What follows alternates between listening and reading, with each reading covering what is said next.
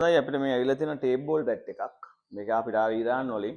එතකොට මේක ඉල්ලලා තියෙන මේ කස්ටමර් එයාට අලුත් පෙනුමකට මේකේ තියෙන කඩතොළු ටික හදලා අලුත් පෙනුමකට අලුත් ස්ටිකරයක් එඩ් කරලා අපිට මේක එවන්න කියලා. ඉතින් අපි බලමු මේකේ අලුත් පෙනුම කොහොම වෙයිද කියලා.